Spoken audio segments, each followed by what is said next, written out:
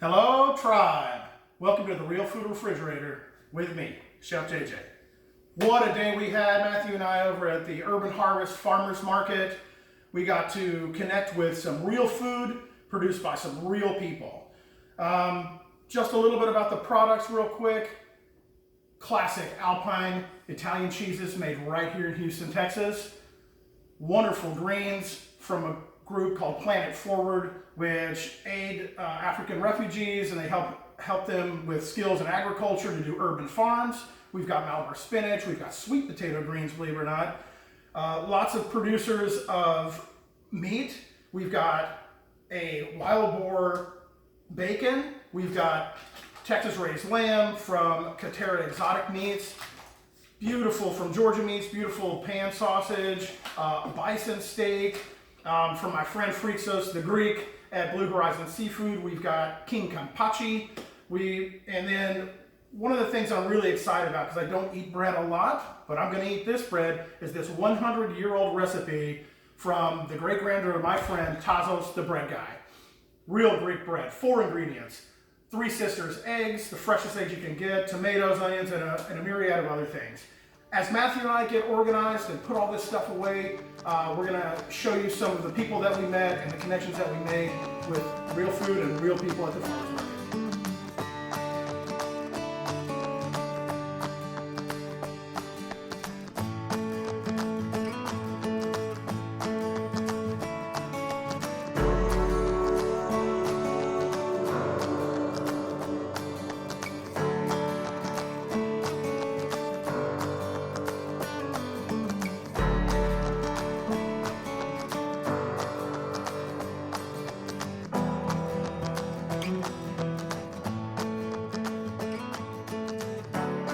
So the Formati Franc is a traditional cheese from Friuli. Literally, Formati Franc means shredded cheese. Formati is a Friulian word for formaggio. Traditionally, when the cheese was made with natural starter cultures, like letting the milk sit overnight and then start the milk process, the cheese making process in the morning, the fermentation was not 100% under control. So sometimes there were results that were not the proper ones. So like you can get bitter cheese, you can get swollen cheese, certain cheese that you cannot sell. So instead of discarding it, they were reworking it, shredding it, and recombining it with flavors. Traditional flavors are juniper, or like we have here horseradish. So now it's a slow food procedure where it's made. We can call it a traditional mountain cheese.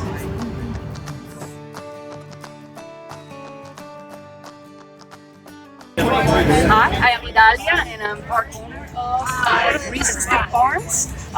This is a farm based in Tomball, Texas. All our animals, pork, beef, chicken, they're all pasture raised.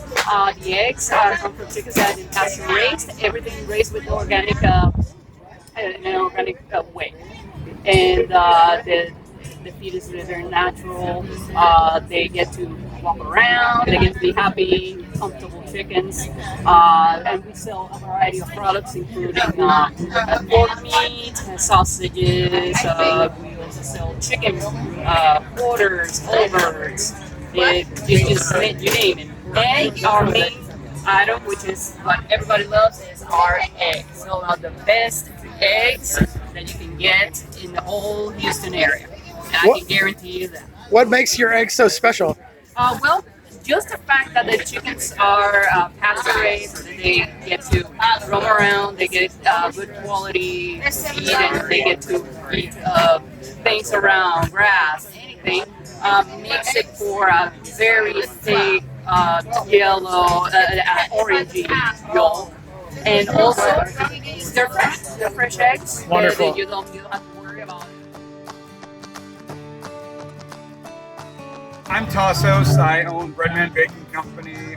We focus on and specialize in handcrafted artisan breads. We wholesale in the area.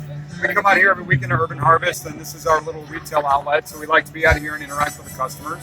But what we focus on specifically is naturally leavened, zero commercial yeast used in our hearth bread specifically.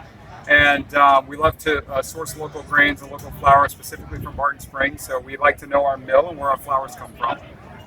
And for us, slow food is something that's very important to us from a health perspective, a nutritional perspective, if you will.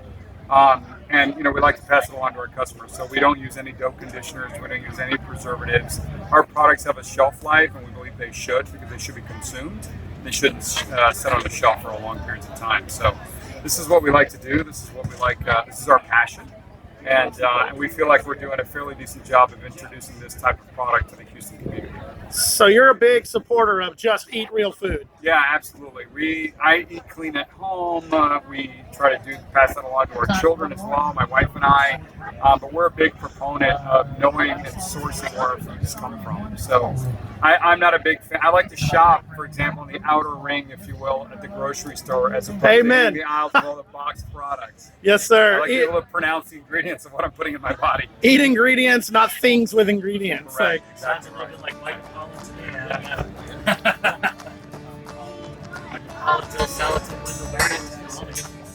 How was, when we interview people, one takeaway that, which they all shared in common when they started speaking about what they do, what was it? It's passion. It's a real sense of connection to the process of providing food, sustenance, and culture for the community, for those around us. That to me really speaks to what real food is all about. It's about creating a sense of place and a sense of purpose in the food chain. And if you're doing that in a food chain, you're basically doing that for your life.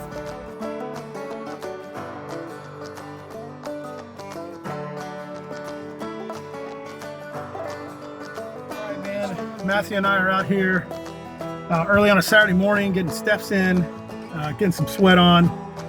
It's hot in Texas, but so worth it. Got up early, shook me up some ketones, got me some good energy, got out, got connected with people. Matthew and I are splitting this wonderful El Salvadorian pupusa with pork and cheese and cabbage slaw and salsa.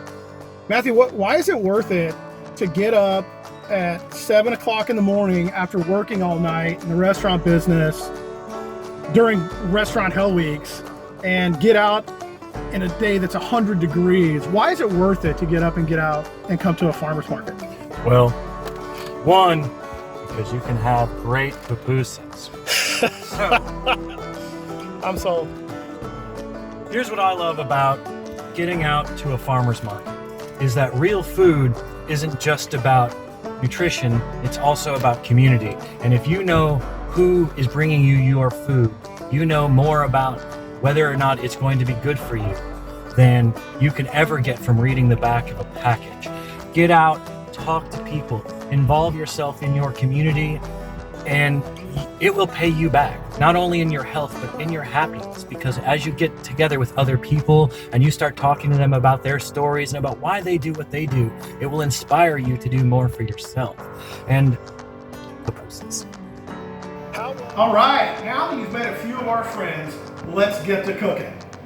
So we're gonna make a really quick, nutritious meal that anyone on the go can prepare in rapid time. We've got half of our Malabar spinach and some of the sweet potato greens all washed up and chopped up, ready to go. We've got Tazos, the bread man's famous 100-year-old Greek bread, some great hard cheese that we're gonna grate all over the top of it. We've got our wild boar bacon and our Three Sisters eggs. Now keep in mind, I know that not everyone has access to a farmer's market, and sometimes you may run out of time if you do. But this can be substituted for kale, chard, spinach, or any other green that you like to saute. Buy the best organic eggs that you can possibly find. I actually have some in our local store that are from Santa Fe, Texas, so still local, but it's in an H-E-B or like a Kroger or something like that. Wild boar bacon, well, you get the idea. You can just substitute regular bacon. You can always find good bread somewhere. Try to go with a whole grain versus anything that's been modified or has any crazy amount of ingredients that you can't pronounce. And obviously you can find good cheese anywhere. This is a smoked ricotta, hard cheese, but you can substitute Parmesan or Pecorino at any rate. So real fast, we're gonna start with our basics: onions, garlic, and bacon for our greens. First, I wanna get this bacon in here and get it to start rendering. Now this one happens to be an uncured bacon.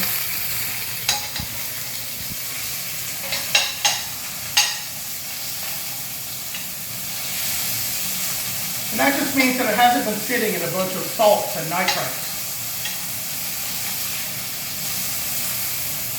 But because of the fat and the meat ratio, we should get a really nice, kind of wild, porky boar flavor. Gonna bump up our olive oil game a little bit. And now the hard vegetables. So I have a thing I like to do with my garlic. I don't really want to mince it up too small. It'll break down, but I like to just give it a smash. And I've smashed these already. And then kind of after that, a little rough chop. I don't mind bits of garlic, chunks of garlic in my food. I'm a huge fan. But right there, I think that's small enough and you don't have to worry about being perfect.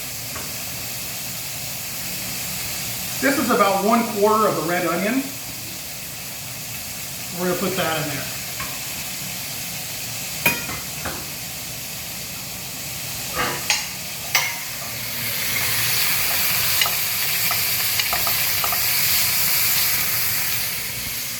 Man, I can already smell that garlic and onions and wild boar. That smells delicious. So, in the meantime, while we're allowing that to sweat and cook, I want to put a toast on this bread. Now again, I don't often eat bread, and I'm really picky about it. I love bread, don't get me wrong. It's one of my most favorite things out there. My friend, Tasos the Bread Man, obviously this comes from his great-grandmother, and this is one of the original bread that his family did, the Greek-style bread. I'm going to douse it in a generous portion of olive oil. What I love about this is it's 4 ingredients. And the grains that he gets, Tasos is equally picky about the grains he gets. The grains he gets, he sources from a place in Austin, Texas. No modified grains, nothing like that. It's all natural, all good stuff, still real food.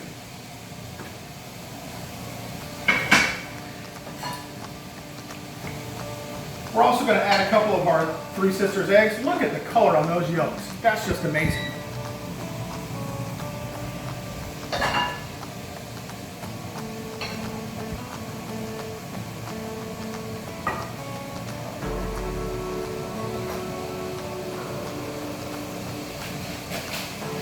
A few cranks of pink Himalayan sea salt. Everybody gets a little love.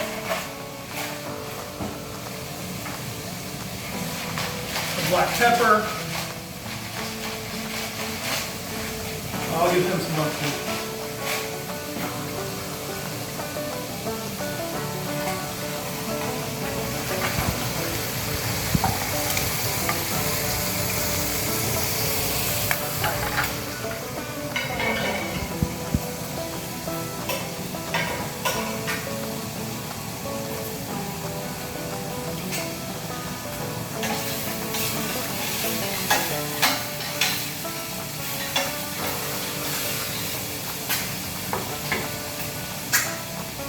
Quality assurance.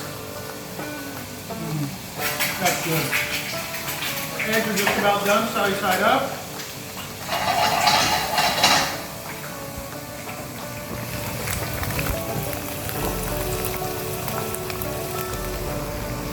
A little more salt on these guys.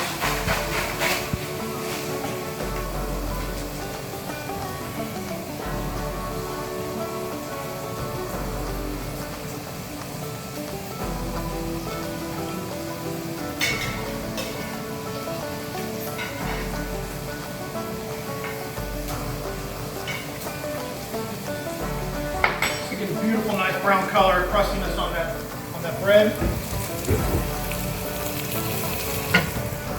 And I'm gonna throw it in the oven just for a second, but first I'm gonna put some of this beautiful, salty, smoked, hard ricotta cheese on the bread.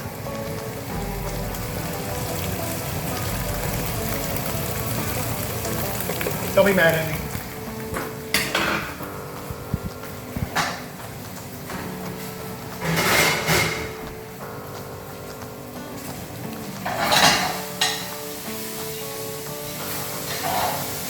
So you can see all these beautiful brown bits here.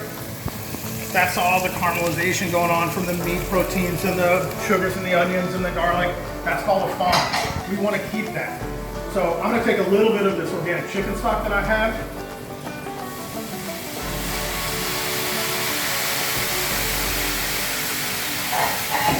Kind of recapture all that good stuff. Now for the greens.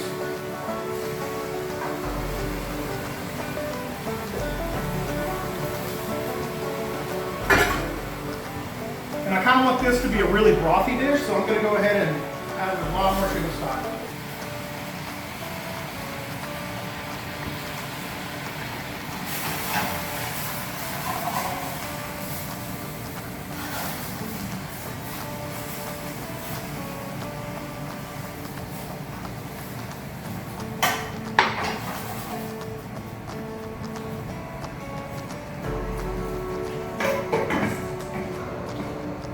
Cover, just kind of let those guys steam and stew in that chicken stock, onions and garlic, and that wild boar bacon.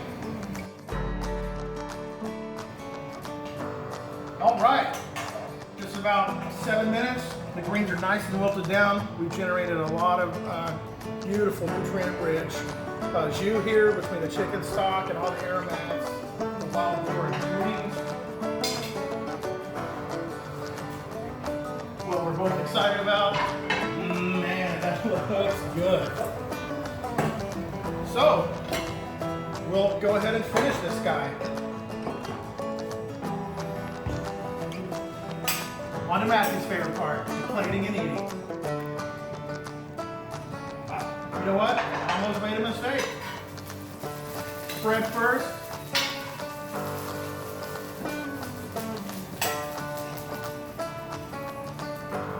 Get our greens. Top of that guy. I actually want that toasted bread to soak up all of the jus and become kind of spoon and fork tender.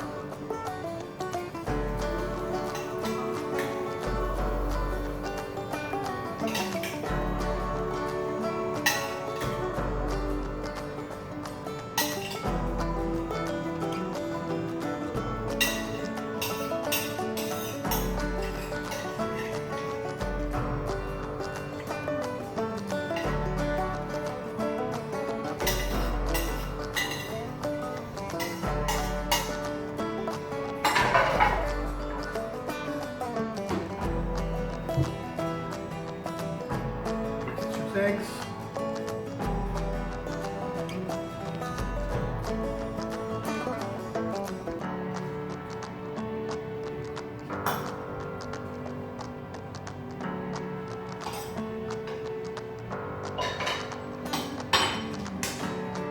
A little bit more cheese.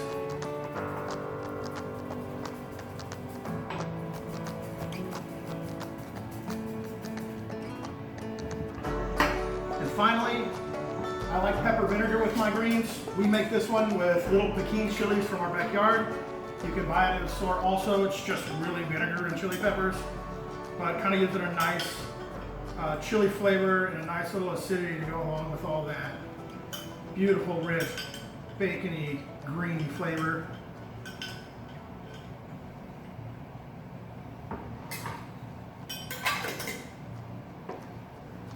Dab of good olive oil.